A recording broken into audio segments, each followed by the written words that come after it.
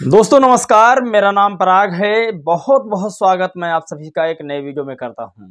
आज कुछ ऐसे पॉइंट हैं जिन पर बातचीत करना अत्यंत जरूरी है। आज इंटरनेशनल खबर भी आपके सामने रखूंगा। वहीं आपको बता दें, बहुजन समाज पार्टी को लेकर के दो सबसे बड़ी खबर है, उस पर बातचीत करूंगा।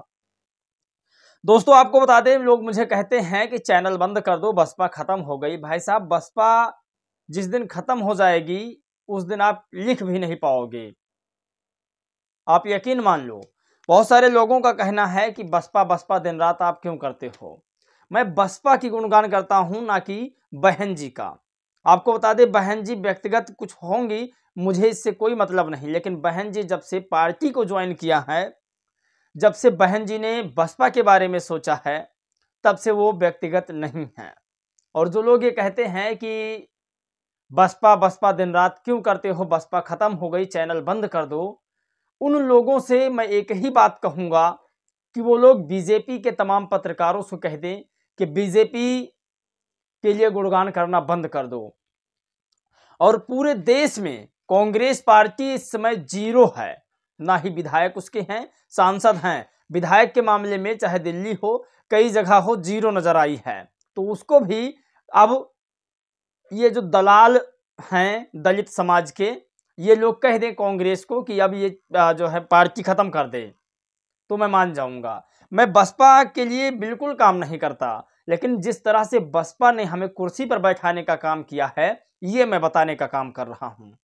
अब चाहे इसमें किसी को मिर्ची लगे, चाहे आप अनसब्सक्राइब कर दीजिए, चाहे आप चैनल छोड़कर चले जाइए, चाहे आप कभी ने अगर डोनेशन मुझे दिया हो तो बताइए, मैं आपको फोन पे गूगल पे वापस कर दूं, अगर आपको गलत लग रहा है तो। अगर आपको कुर्सी पर बैठने का अधिकार बसपा काशीराम साहब ने दिलवाया है, अगर आपको चारपाई पर लेटने का बैठने का अधिकार काशीराम साहब ने और मायावती जी ने दिलवाया है, और अगर आप उनकी बातें नहीं कर सकते हैं, उनके अवजब में आप बीजेपी कांग्रेस की बातचीत करते हैं, तो मैं आपके नस्ल पर क्या ही सवाल खड़ा करूं।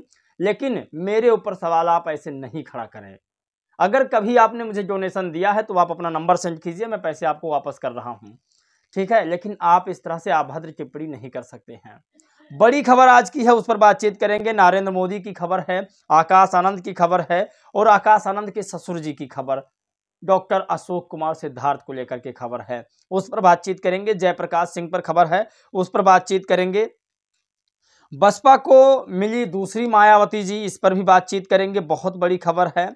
एडवोकेट अरविंद प्रताप हैं, इनका कहना है बसपा को मनुवादी मीडिया और बहुजन मीडिया से सबसे ज्यादा दिक्कत है, और उन्हें क्या चाहिए वो भी उन्होंने बताया है। इस पर बातचीत करते हैं। पहली खबर अगर इसमें हम बातचीत करें तो जयप्रकाश सिंह पर बहुत सारे लोग जो बहुजन समाज पार्टी के ही लोग हैं, लगभग 60% लोग का कहना है कि आकाश आनंद को यदि मायावती जी ने पार्टी से बाहर कर दिया था, फिर आकाश आनंद को पार्टी में वापस कर लिया गया, तो जयप्रकाश सिंह को क्यों नहीं वापस किया जा रहा है। इसके पीछे की वजह क्या है। कई नेता बसपा से निकल करके दूसरी पार्टियों में ज्वाइन कर लिए। अगर उन्होंने पार्टी नहीं बनाई है तो संगठन ज्वाइन कर लिया, और पार्टी भी बना लिए बहुत सारे लोगों ने, चाहे वो स्वामी प्रसाद मौर्य जी हों या फिर चाहे ब्रजेश पाठक जी हों, इसमें बीजेपी के डिप्टी सीएम है उत्तर प्रदेश के। तो तमाम ऐसे लोग जो बसपा से निकल करके कई पार्टियों में अपना भविष्य तलाश रहे हैं, भविष्य बना लिए हैं। कई लोगों ने अपनी पार्टी बना ली है, उसके राष्ट्रीय अध्यक्ष हो गए हैं। लेकिन कई वर्षों से जयप्रकाश सिंह जो बसपा में थे, उन्हें बहन जी ने निकाला था, लेकिन वो आज भी बसपा के लिए काम कर रहे हैं। मैं जब यूट्यूब पर वीडियो नहीं बनाता था, तब भी मैं जयप्रकाश सिंह की वीडियो देखा करता था, तब भी वो बसपा के लिए काम करते थे, और आज भी वो बसपा के बैनर तले ही काम करते हैं। चुनाव चिन्ह जिसका हाथी है, नीले झंडे उनके पास बहुत हैं, लेकिन उस नीले झंडे को रखते हैं जिसमें हाथी का चुनाव निशान है। मैं नहीं कहता कि आप हाथी वाले निशान पर ही जाइए, आपके सामने बहुत सारी पार्टियां हैं, मैं रोकूंगा नहीं, लेकिन जयप्रकाश सिंह की मैं बात कर रहा हूं। जयप्रकाश सिंह हमेशा हाथी वाला झंडा लेकर चलते हैं। तो बसपा के और जो आम जनता है उसमें 70% लोगों का मांग है, और बसपा के 60% लोगों का मांग है कि जयप्रकाश सिंह जैसे नेता को बसपा में वापस किया जाए। आकाश आनंद क्या भतीजे हैं इसलिए वो पार्टी में आ गए? जयप्रकाश सिंह कोई और है, इसलिए उन्हें पार्टी में नहीं लाया जा रहा है? ये बहुत बड़ा सवाल है। और एक और खबर है, मायावती जी को मिली दूसरी मायावती जी, बसपा को मिली दूसरी मायावती जी, तेज तर्रार, जाबाज। आप तस्वीरों में देख सकते हैं मायावती जी की तरह हेयर स्टाइल, उनकी रैली करने का जलवा, उनके बात करने का तजुर्बा, ये सारी चीज कहीं ना कहीं एक एहसास दिलाता है कि एक समय में मायावती जी ने भी ऐसे काम किया है। हेयर स्टाइल आप देख सकते हैं किस तरह से हेयर स्टाइल है। इनका नाम है रेखा रानी, काफी खूबसूरत हैं और बहुजन समाज को आगे दिशा निर्देश देने में सक्षम हैं, पढ़ी लिखी नेता हैं, दिन रात मेहनत करती हैं। डॉक्टर इंदु चौधरी की तरह लगातार बसपा के मिशन को आगे बढ़ाने में काफ़ी प्रयास कर रही हैं। चाहे वर्षा हो, सर्दी हो, ठंडी हो, बरसात हो, किसी भी प्रकार का मौसम क्यों ना हो, इनके मिशन की जो घड़ी है, सुई की घड़ी, वो नहीं रुकती है, टिक टिक टिक चलती रहती है। और ये जगह जगह चाहे 10 लोग हों, 20 लोग हों, 50 लोग हों, कैडर कैंप किया करती हैं। और कैडर कैंप जो है वही पार्टी को चुनाव जिताता है। मनोहर काशीराम साहब जेब में झंडा लेकर घूमते थे और मरहे में जा करके, किसी के घर में जा करके, छुप करके, घर घर में बैठ करके बसपा के मिशन के बारे में बताते थे। आज जो लोग कहते हैं कि बसपा एक 10 बाई 10 के कमरे में मीटिंग करती है, एक हॉल में मीटिंग करती है, खुली मीटिंग नहीं करती है, ये जो मीटिंग करने का अनुभव है ये मानवर काशीराम साहब का देन है बसपा को। बसपा दिन रात इस तरह से मेहनत करती है। हालांकि आपको बता दें, मेरे जो सब्सक्राइबर्स हैं वो 90% बसपा वाले हैं, लेकिन उन लोगों को मैं एक ही बात कहना चाहूंगा कि आप सो क्यों रहे हैं?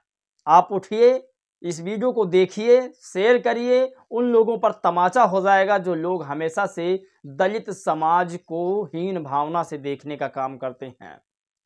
इन लोगों को हजम नहीं होता है, फिर चाहे उसमें दलित समाज क्यों ना हो, कि एक औरत प्रदेश का शासक बने। आप शर्म करिए। जब बहन जी की सरकार थी, कानून से कानून का राज चलता था, आप इसे नहीं जो है नकार सकते हैं। दूसरी सबसे बड़ी खबर आपने सुनी कि मायावती जी की तरह एक और मायावती जी आ गई हैं जिसका नाम रेखा रानी है। ऐसे तमाम औरतों को बहन जी ने, समझ लीजिए, राजनीति में जन्म दिया है और तमाम औरतें इस तरह से काम कर रही हैं, तेज तर्रार हैं।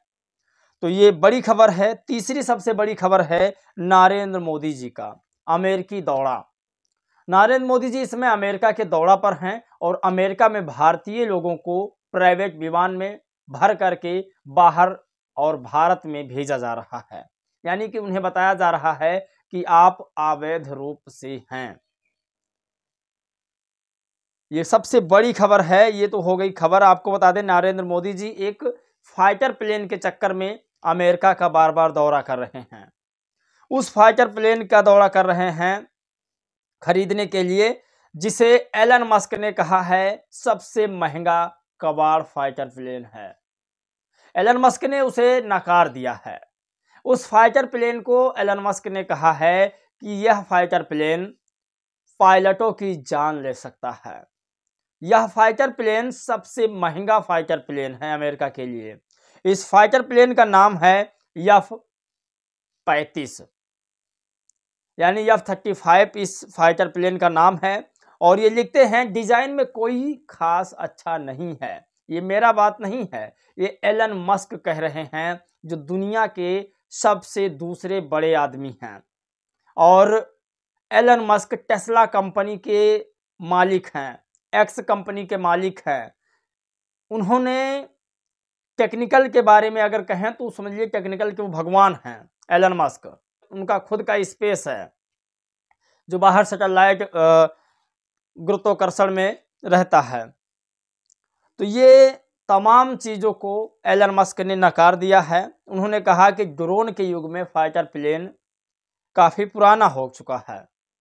जिस फाइटर प्लेन की बात नरेंद्र मोदी जी करने अमेरिका गए हैं, जिसकी डीलिंग नहीं हो पा रही है अभी भी, आप सोचिए कि भारत विश्वगुरु बन चुका है। ये बड़ी खबर है, इसे हमें समझना होगा। बात करते हैं आकाश आनंद के ससुर की। आकाश आनंद के ससुर को यानी कि डॉक्टर अशोक सिद्धार्थ जी को बसपा से निकाला गया है। बसपा में कई बार वो सांसद रह चुके हैं, कई जगह के प्रभारी भी रह चुके हैं और राज्यसभा सांसद भी रह चुके हैं, राज्यसभा सदस्य रह चुके हैं।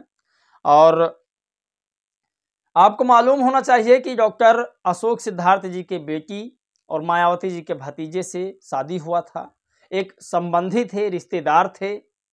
मायावती जी ने गलती करने पर अशोक सिद्धार्थ को भी पार्टी से बाहर निकाल दिया। कितनी सख्त पार्टी है, इससे आप अंदाजा लगा सकते हैं। इस पर आप लोग भी अपनी राय प्रतिक्रिया दीजिएगा, क्योंकि आपकी राय प्रतिक्रिया की बहुत ज़रूरत है। जब कोई अपने संबंधियों को बाहर करता है तो उस पार्टी का क्या हाल होता है। खैर, अगली जो बड़ी खबर है, एडवोकेट अरविंद प्रताप लिखते हैं कि बसपा को मनु मीडिया की आवश्यकता नहीं है और ना ही बहुजन मीडिया की आवश्यकता है, ज़रूरत है बसपा को तो आईटी सेलों की। अगर बसपा में आईटी सेल आ जाते हैं तो बसपा को 4 चांद लग जाएगा। साथियों, आप लोग भी अपनी सुझाव दीजिएगा और जिन लोगों ने अनाप शनाप कमेंट किया है, अगर उन्होंने कभी हमें डोनेशन किया है जिस नंबर से, तो वो मुझे प्लीज़ भेज दीजिएगा। मेरे अंबेडकरवादी होने पर सवाल मत खड़ा कीजिएगा। जय भीम, नमो बुद्धाय।